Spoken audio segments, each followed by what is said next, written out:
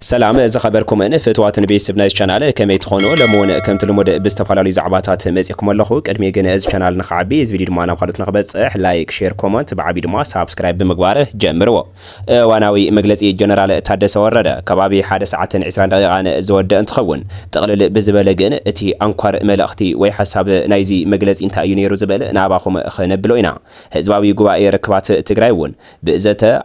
أي خسرنا بوج أي خسبن زبر رأسي زلوا حدش مجلسي محابم التفليتيو لومونه زقصل زل وجرات أمونجو حيلتات خلت دك تجراي مالته حيلتات سراوي تجراي تدي إفن حيلي سلام تجراي تي بي إفن وين لومي علت 24 تنطري خلت شيء 10 شمونتي أبز كايد زلوج بزعبا نايزون حدش مبرهي نباخم خنبلوينا سقاي هزبي مايت أبرن ممرات حدشتي أمارة رحان تدرخو مايت أبري زجبر زلو قفعتات ون توسخي إذا حزنا يو حابرتايو باركس كوبراتن فتواتن تخاتلتنا ازيومن كالتومن زعواتات ناباخم خنبللكمنا اسكاب مودعتا حابيركم ناخذ صنحو عدمنايو جنرال تحدث ورده تمالي اغامشت مغلصي محابم زفلطيو اتي مغلصي دما كمزيبل بسلامن بلزبن زملس حتون بر بكوينات زملس حتو يلن إلنا انا امن قصالي زررب زدليوم غدايات دما نملزاب دلواتينا كبلو مغلصي محابم تفريطلو اتوم بريزيدنت نزي زولو تمالي اغامشت ابواناوي غدايات املكيتوم ني ايجنسي مرخبتي حفاش تግራይ تلفزيون تግራይ ابزحبو مبرهيو غزاات تግራይን 1 ሚሊዮን ከባቢ ዝኾን ተመዛበልትን ናይቲ ኩናት መበገሲ ዘይኮኑ ነገር ግን ጉዳይ ናይቲ ኩናት ውጽኢት ኮይኖም ኢሎም ፕሬዚደንት ታደሰ ምግላጾም ተፈለጥሎ ኣብቲ ፖለቲካዊ ልዝብ ናብቲ ሕገ መንግስታዊ ስርዓት እንትምለስ ፌደራል መንግስቲ ብወገን ትግራይ ዘሎ ላዕላዊ ግዛት ትግራይ ኣብ ዝነበረው ምምላስን ተመዛበልቲ ናመረበቶም ብምምላስ ናብቲ ቅድሚ ኩነት ዝነበረ ኩነታት ምምጻን እዩ ነይሩ ክብል ድማ ብተወሳኺ ምግላጾም ተፈለጥሎ ተመዛበልቲ እንትምለሱ ቀዲሞም ክስርሑ ዝግበኦም ነገራት ኣለው ዝበሉ እቶም ፕሬዚደንት ንሳቶም ድማ ኣብ ምዕራብ ትግራይ ዘሎ زي حقاوي محدرة مفراسن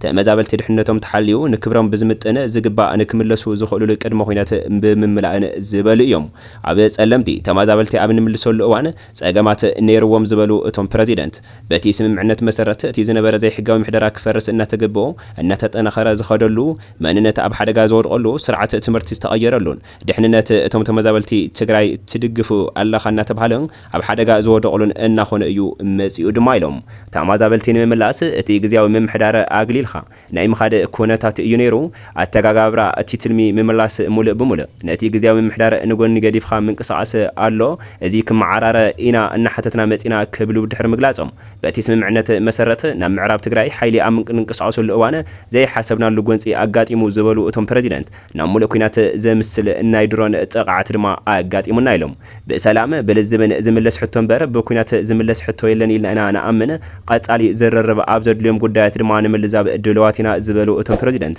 عبدي زعبان كالوتن مس فيدرال منغستن ميات قوصرو نيرو زبلو ليتنال جنرال تحدث ورده بررا اير بمقراص كاب كمز ترفن اتي بررا انت تمليسو نمييط كمز خدون دما حبيرم يم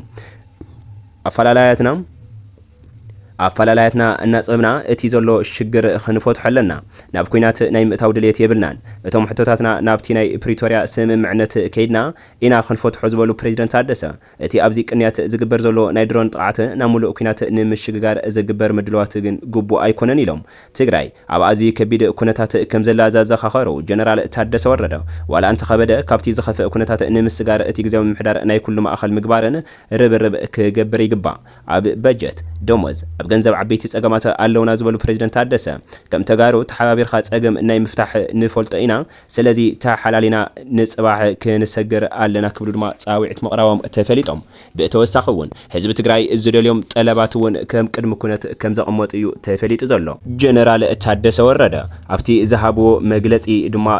ትግራይ እትደልዮም ጠለባት እዚኦም እዮም ክብሉ ድማ መግላጾም ተፈሊጥሎ ካብዚ ብተወሳኺ መብርሂኦም ካብ ሰርዓሉ ነጥብታት ድማ ሕዚ ዘሎ ክንዲ ዝኸበደ ይኽበደ ክንወጾ ክንሰግሮ መፍትሒ ጸገማት ዝርርብ ማእኸል እናተገበረ ዝኸደሉ ኩነታት ከም ግዜያዊ ምምሕዳር ክንሰርሐሉ እዩ ዘለናሉ ኩነታት ጸገማት ተመዛበልትናን ግዜያታዊ ሓድነትን ኣብ ተዘይተፈቲሑ ዘይሩ ናብ ኩናት ከእቱ ዝኽእል ዋላ እኳ እንተኾን ንምፍታሕ ዝሕግዙ ስምምዕነት ፕሪቶሪያ ንምዝርራብ ዕድል ዝፈጥሩ ኩነታት ክሳዕ ዝህልው ግን ነዚ ምጥቃም ይግባእ ኢሎም ክንዲ ዝከኣል ክንከደሉ ኢና ከም ትግራይ ኩናትን ግጭትን ኣማራጺ ክኸውን ብኦ ዝፍታሕ ነገራት ከይህሉ ኩናት መወዳእትኡ ዘተ ስለ ዝኸውን ቀዲሙ ልዝብ ክገብር እናጻዕርና መጺና ኢና ሕዚ እውን ክንጽዕር ኣለና ዝብል እዩ እቲ ሓሳብና ዝበሉ እንትኾን ብተወሳኺ እውን ግዛኣት ትግራይን 1 ሚልዮን ከባቢ ዝኾኑ ተመዛበልትን ናይቲ ኩናት መበገሲ ዘይኮኑስ ናይቲ ኩናት ውጽኢት እዮም ከም ዝበሉ እዩ ተፈሊጡ ዘሎ ብተወሳኺ ድማ ካልእ ጸገም ውክልና ህዝቢ ትግራይ ኣብ ፌደራል ዘይምህላው ዘስዕቦ ዘሎ ዕንቅፋት ድማ እዩ ኢሎም እቲ ዝኸበደ ግን ልዕላዊ ግዛኣትን ተመዛበልትና ዘይምምላስ እንትኾን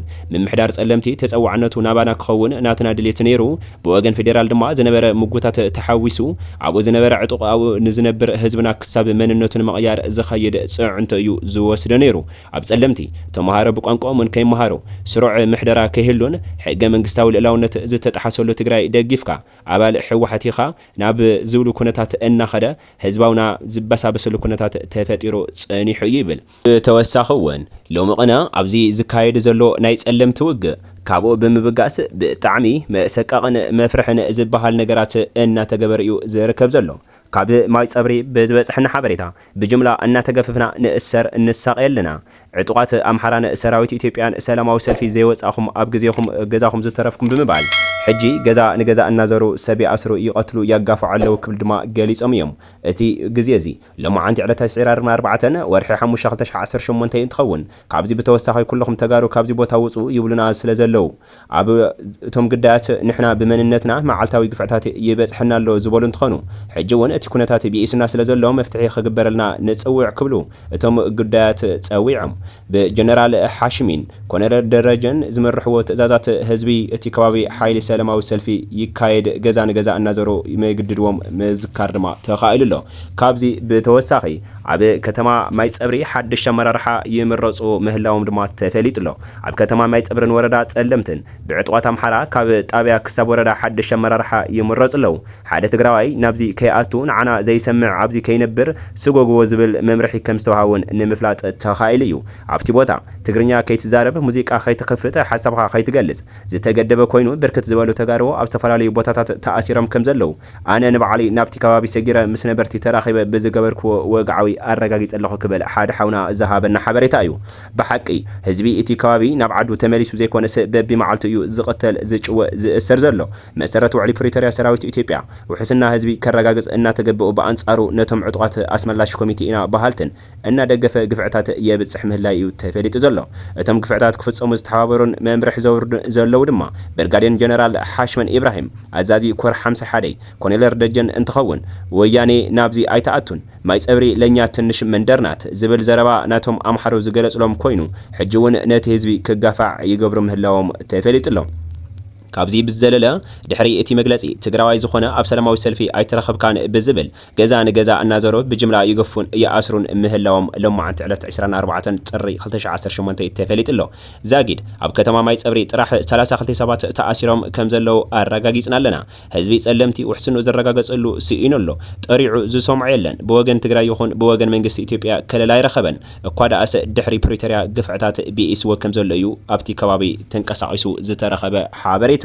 ካብዚ ብተመሳሳሊ ኣብ ከባቢታት ማይ ጸብሪ ዝቕጽል ዘሎ ተኽሲ እስካብ ሕጂ ክረጋጋዕ ከም ዘይከኣለ እውን ተፈሊጡ ዘሎ እቲ ዘሕዝን ግን ኣብ ዝቐጸለ ውግእ ወጀራት ኣብ መንጎ ሓይልታት ክልተ ደቂ ትግራይ ማለት እውን ሓይልታት ሰራዊት ትግራይን TDFን ሓይሊ ሰላም ትግራይ TPFን እውን ሎሚ ዕለት 24 ጥሪ 2018 ይካየድ ምህላው እዩ ኣብዚ ውግእ እዚ በኣንጻር TPF ይኹን በኣንጻር TDF ዝበጽሕ ዘሎ መስዋዕትን መቑሰልትን ክልቲኡ ዝጎድእ ንትግራይ እምበር ነቲ ሓደ ጠቂሙ ነቲ ሓደ ዝጎድእ ከም ዘየለ እዩ ዝንገር ዘሎ ይኹን እምበር ክልተ ደቅኖ ኣብ ሓደ ድፋዓትዮም እናተተኸሱ ካብ ምርኣይ ብላዕሊ ዘሕዝንን ዘሕፍርን ነገር የለን እቲ ዘሕዝን ድማ ብወገን TDF ዝኾነ መስዋዕቲ እንታጋጥም እቶም TPF ወይም ድማ ሓይል ሰራዊት ሓራ መሬትና ኢሎም ዝኣምኑ ናይቲ ዝተሰውአ ሓወም ፎቶ ብምስኣል ገጹ ከይሸፈኑ መታወቂኡን ፎቶኡን ፖስት ብምግባር ኣብ ትግራይ ዘለዎ ኣዴታትን ወለድን ብጣዕሚ ከቢድ ሻቁለት ኮይኑ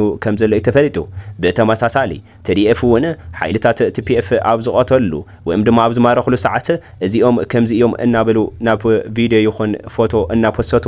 ኣብ ማሕበራዊ ሚድያ ኣብ ዝገብርዎ ዘለው ዘሕዝን ነገር እዩ ካብዚ ብምብጋስ ድማ ብዙሓት ተጠቀምቲ ማሕበራዊ ሚድያ በጃኻትኩም ፎቶ ምስሊ ዘለዎ ፖስት ኣይትግበሩ ፖስት ዝተገበርኩም እትጎድእዋ ኣዴኹም እትጎድእዋ ሓፍትኹም እትጎድእዋ ሓውኹም ብጠቕልል ብዝበለ ግን ኣብኡ እተተሰዋዊኢኹም ክልተይኹም እትህሰዩ ንስኹም እምበር ኣምሓራይ ሻዕብያ ኦሮሞ ዝህሰየሉ መንገዲ የለን ሓደ TDF ንሓደ እንትቀትል ሓደ TPF ውን ንሓደ እንትቀትል ክልቲኡ ዘሕዝን ነገር ምትመስዋእቲ ኣብ ክልተ ደቅነ እዩ እዚ ከይኾን ድማ በጃኻትኩም ሰላም ፍጠሩ እቶም ኣመራርሓ ትግራይ ውን ዝግበር ግበሩ ይብሉ እቶም ሓደ ተጠቀምቲ ማሕበራዊ ሚድያ ብተወሳኺ ውን ህዝቢ ጉባኤ ርክባት ትግራይ ውን ብዘተ ኣይኽሰረን ብውግእ ኣይኽሰብን ዝብል ርእሲ ዘለዎ መግለጺ መሃቡ ተፈሊጡ እዩ ናይዚ መግለጺ ዋና ሓሳቡ ድማ ጠቕልል ብዝበለ በሓፂሩ ካብ ዝተመስረትናሉ እዋን ጀሚሩ ክሳብ ሕዚ ዕለት ኣብ ፖለቲካዊ መድረኽ ዓድና ትግራይ ፖለቲካዊ ዘይኮነስ ዲፕሎማሲያዊ ኣወንታዊ ግደ ንምጽዋት ገዚፍ ዕማም ሒዝና እንተንቀሳቒስና ክሳብ ሕዚ ውን ኩሉ ዝከኣለና እናገበርና መጺና ኣለና እቶም ኣብ ትግራይ ይኹን ኣብ ማእኸል ሃገር ዘካይድናዊ መንገዲ ሰላም ዝመርሑ ዓበይትን ተደጋገምትን መድረኻት ተስፋ ዝህቡ ምንባሮም ዝካሓድ ኣይኮነን ይኹን እምበር ዝፈተናዮ ናይ ልዝብ ፈተነ ዝወጥናዮ ናይ ምርዳእ ውጠነ ኮነ ተጋሩ ሓደ ኮይና ብሄራዊ ሕቶታትና ንምምላስ ዘኽእል ቁመና ንምህናጽ ዝኸድናዮ ተስፋ ዝህብ ክያዶን ኣይኮነን ጸገም ትግራይ ብዘላቕነት ምፍታሕ ከኣክል ሓደሽቲ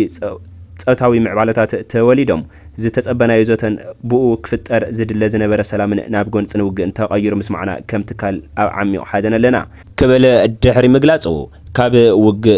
ኣይኽስበብን ካብ ዘተ ኣይኽሰረን ከም ዝበለ ድማ ተፈሊጡ ኣሎ ጠቕልል ብዝበለ ሰላም ናውርድ ክልተ ደቅኖ ብፍላይ ሓይሊ ሰላም ትግራይን ሰራዊት ትግራይን ከም ዝበለ ውን ተፈሊጡ እዩ እምበኣርካስ ክቡራትን ፍትዋትን ተኸታተልትና ንሎሚ ዝሓዝነልኩም ዛዕባታት እዞም ክትሰምዕዎም ዘጸናዓኹም ይመስሉ ነይሮም እስካብ መወዳእታ ሓቢርኩም ናብ ምጽናዕኹም እንዳመስገንኩ ቅድሚ ምውጻኹም ግን እዚ ቻናል ንኸዓቢ እዚ ቪድዮ ድማ ናብ ካልኦት ንኽበጽሕ ላይክ ሼር ኮመንት ብዓቢ ድማ ሳብስክራይብ ከይገበርኩም ከይትወጹ